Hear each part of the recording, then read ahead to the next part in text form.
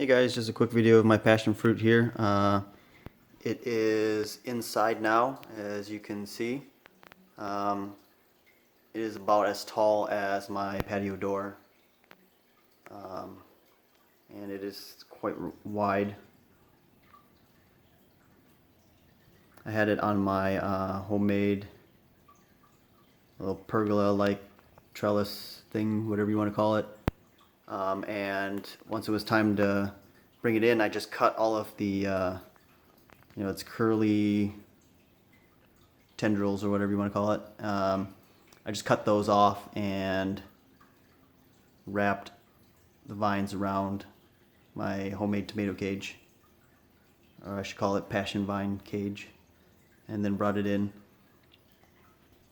Right now it's doing really good. It's putting out a ton of new flowers. There's one there, and then you've got a fruit there, and then as we go down you can see there's a flower there that's been pollinated.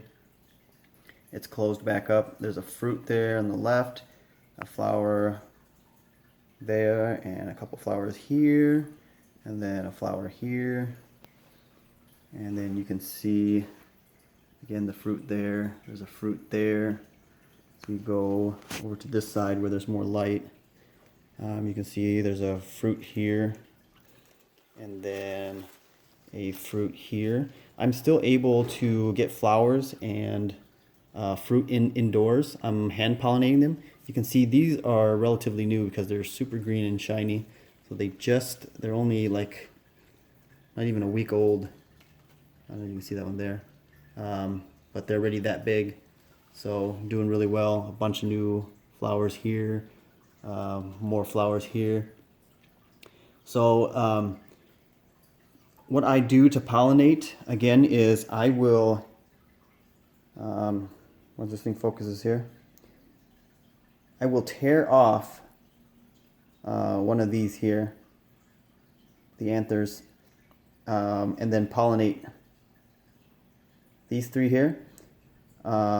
The reason why I like tearing them off versus using a brush is because when I come back and I look at these flowers, the ones that have some of the anthers torn off, I know that I've already pollinated, so I won't have to pollinate again.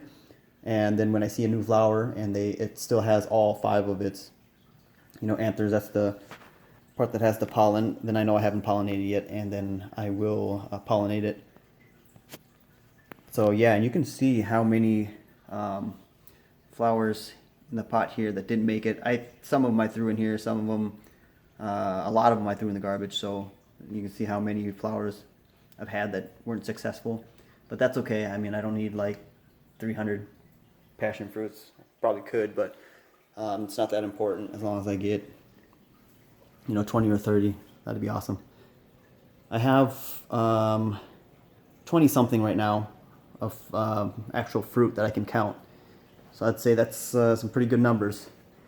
That's just a little update I wanted to give you guys at the moment on the passion fruit that's been moved inside.